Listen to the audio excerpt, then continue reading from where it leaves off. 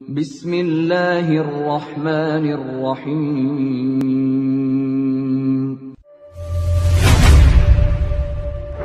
يا أيها الذين آمنوا ادخلوا في السلم كافة.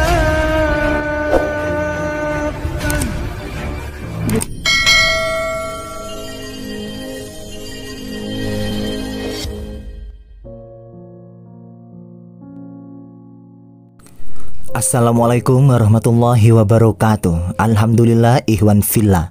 Jumpa lagi di channel Setia Setimbun NPC pastinya.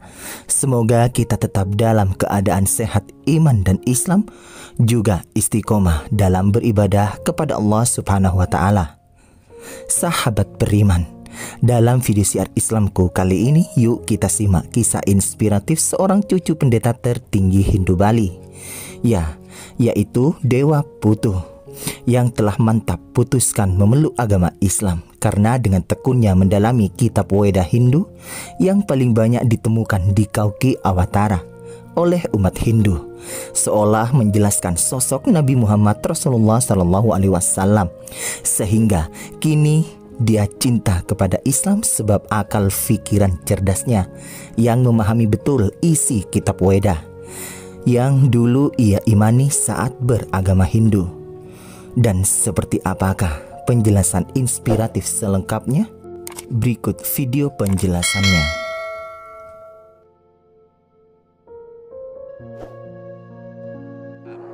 Assalamualaikum warahmatullahi wabarakatuh. Sebetulnya saya pribadi memang dari awal apa yang saya kerjakan memang tidak jauh dari musik. Awalnya berniat untuk menjadi pelaku di bidang musik. Waktu itu saya kebetulan seorang gitaris dari grup band. Tidak ada niat untuk hal-hal lain selain musik dan karya. Tetapi pada akhirnya semakin berkibarnya kita, semakin lamanya kita di dunia musik, ternyata memang ada. Dan itu tidak jauh-jauh panitianya, atau bahkan kalau kita istilah di musik itu grupis. Fans kita, penggemar kita itu subhanallah, itu luar biasa cobaannya. Dan akhirnya pun yang namanya dunia malam di kalangan musisi, kemudian juga narkoba, kemudian juga minuman-minuman alkohol, yaitu menjadi sesuatu barang yang biasa, sesuatu yang umum sekali ditemukan. Keterlibatannya dunia malam, narkoba, dan alkohol itu sangat berat sekali. Sampai akhirnya banyak teman-teman kami yang tidak bisa lepas dari jeratan ini. Awalnya itu saya sempat stah waktu itu, Sekolah Tinggi Agama Hindu. Jadi lulusan di sana itu bisa dikatakan langsung menjadi pendeta Hindu. Dari situ saya sempat sekitar 3 tahun. 3 tahun itu masa kuliah saya semester 2 sampai 4. Saya memang mengambil stah. Saya kebetulan asli Bali, keluarga pun keluarga Bali, tidak ada campurannya. Ibu saya Bali, bapak saya Bali, dan mereka berdua Hindu. Dan sampai sekarang pun kakek saya masih menjadi seorang pendeta tertinggi di Bali. Jadi ini memang cobaan berat buat saya. Tapi justru saya menemukan Islam itu dari kitab saya sendiri, bukan dari Al-Quran. Saya tidak pernah membaca Al-Quran, saya tidak pernah cari tahu apa itu Islam, karena buat saya Islam itu kebencian. Waktu itu Islam itu sebuah kebencian. Mengingat kita tahun 2000 dan 2002 ada bom Bali, itu Bali sangat luluh lantah, perekonomian hancur, pariwisata hancur, banyak sekali korban, kemudian juga efeknya cukup besar untuk Indonesia, terutama khususnya untuk Bali. Islam itu tidak pernah saya pandang. Orang Hindu itu tidak pernah melihat Islam, mempelajari Islam, apa itu Islam, tidak pernah. Tidak pernah. Di stah, saya banyak membaca Weda, saya banyak membaca Sruti, dan kitab-kitab pendukung lainnya di dalam Weda. Ternyata saya menemukan Islam di situ. Saya menemukan Islam di situ. Bukan dari Al-Quran, bukan dari Ustadz, bukan dari sahabat saya yang Muslim, tapi justru dari kitab Weda, agama saya sendiri dahulu Hindu. Pertama, Di Weda ini yang paling penting di Weda, yaitu kalau kita bicara dengan orang Hindu atau orang Bali, pasti mengenal yang namanya Kalki Awatara. Itu banyak sekali dibicarakan di kitab kami di Weda. Begitu dipelajari, ternyata di sepanjang atau sebanyak kitab yang ada di Hindu, Weda, kitab Weda ini, itu banyak menceritakan Kalki Awatara. Siapa Kalki Awatara, bagaimana silsilahnya Kalki Awatara, dan semua ciri-ciri Kalki Awatara. Jadi di Weda ini disebutkan Kalki Awatara itu lahir di tanggal 12 di awal bulan sepanjang tahun. Kita tahu sendiri Nabi Muhammad SAW itu lahir di 12 Rabiul Awal. Kemudian ciri-cirinya, dia datang dengan naik unta, menggunakan pedang dan panah, berperang dengan 4 sahabatnya, dan yang lebih luar biasanya ada lagi, ini disebutkan Kalki Awatara ini memiliki ayah yang bernama Visnuyas dan ibunya bernama Sumatri.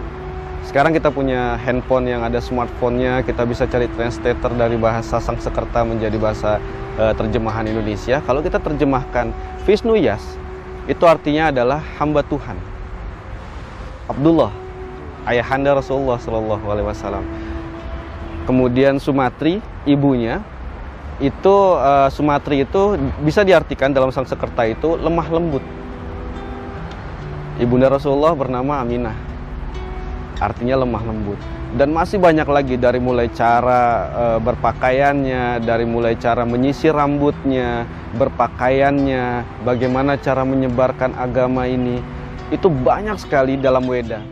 Sebenarnya cukup lama. Saya butuh mempelajari Islam itu selama 5 tahun. 5 tahun ini saya pakai, tidak pernah saya kosong sekalipun untuk mempelajari siapa itu Rasulullah, apa itu Islam, dan apa itu isinya Al-Quran. Saya selalu selama 5 tahun ini. Kemudian saya tidak pernah bersahadat. Saya menjalankan apa yang diajarkan Islam, diajarkan Rasulullah, dan yang diperintahkan dalam Al-Quran, saya jalankan. Tapi saya tidak pernah sahadat. Dan Alhamdulillah, saya bertemu dengan Mu'alaf Center Indonesia, Darussalam. Kemudian saya disahadatkan, itu tepat sekali pada kedatangan Dr. Zakir Naik di Bekasi, dan disitulah saya bersahadat. Pertentangan banyak sekali. Pertama, tidak jauh-jauh keluarga.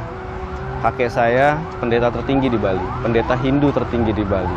Keluarga saya memang keturunan pendeta yang agamanya kuat, yang tata cara semuanya dikerjakan secara Hindu. Kemudian juga orang tua saya yang notabene dua-duanya Hindu. Kemudian keluarga, sanak saudara, teman-teman. Saya sedikit sekali punya teman muslim, jadi teman saya kebanyakan Nasrani, kemudian juga Hindu, dan juga di band saya terdahulu ya tidak semuanya muslim. Jadi memang pertentangan banyak sekali. Banyak yang bertanya, mungkin Dewa hanya main-main saja, mungkin Dewa hanya coba-coba saja, mungkin Dewa lagi bingung, lagi sesat, tidak ada yang pelajari, macam-macam. Tapi saya menunjukkan pada mereka, walaupun saya seperti ini, insya Allah saya bisa istiqomah di dalam Islam dan mempelajari Islam dengan baik, insya Allah. Saya sudah tidak dianggap anak, saya mungkin dijauhkan oleh keluarga saya, lingkungan saya di Bali, saya menetap di Jakarta sekarang.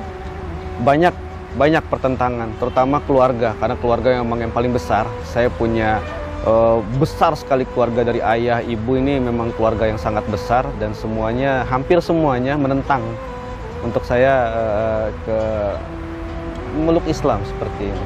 Yang saya lakukan ya, awalnya saya selalu curhat dengan Ustadz. Kemudian jawabannya selalu sama, pasrahkan kepada Allah. Akhirnya saya coba untuk tidak mengatur Allah. Saya lepaskan semuanya, biar Allah yang mengatur, biar Allah yang membawa saya ke arah mana, biar Allah yang memberi saya apa yang terbaik buat saya.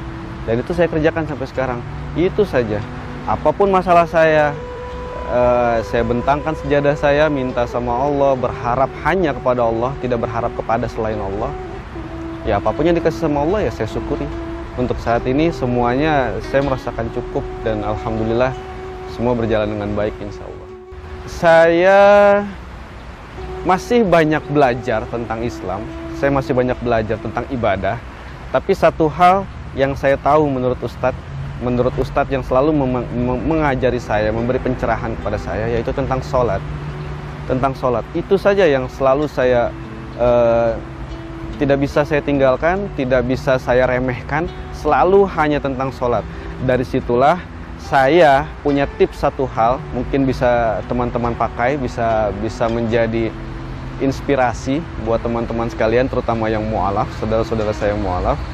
Saya tidak pernah menganggap sholat itu wajib. Saya tidak pernah bilang sholat 5 waktu, sholat fardu ini ada sholat wajib. Saya tidak pernah bilang seperti itu. Saya selalu beranggapan Allah tidak akan bersedih kalau kita berhenti ibadah dan sholat kepadanya. Yang butuh Allah kita, saya. Allah tidak butuh kita, manusia. Dari situ saya berprinsip ibadah, terutama sholat, saya yang butuh. Itu kebutuhan saya, bukan kewajiban. Kalau saya melihat kewajiban, ini saya berpikir jadi punya hutang besar, jadi punya sesuatu yang harus dijalankan, mau tidak mau, suka tidak suka, itu harus saya jalankan. Tapi saya berprinsip, sholat, ibadah kepada Allah adalah kebutuhan saya yang butuh. Bukan Allah yang butuh saya, tapi saya yang butuh. Insya Allah, kalau kita berpikir kita yang butuh, kita yang mencari Allah, bukan Allah yang butuh kita, insya Allah kita tidak akan pernah meninggalkan ibadah kita. Karena kita yang butuh, bukan kewajiban. Masya Allah, para sobat, sangat inspiratif kisah ini. Satu saja yang admin ingin komentari, bagaimana sang mu'alaf cerdas ini dalam memandang sholat. Sholat tidak dianggap kewajiban, tapi justru kebutuhan. Kitalah yang butuh sholat sebagai media untuk mencurahkan hati kepada Allah sang pencipta. Luar biasa, Masya Allah.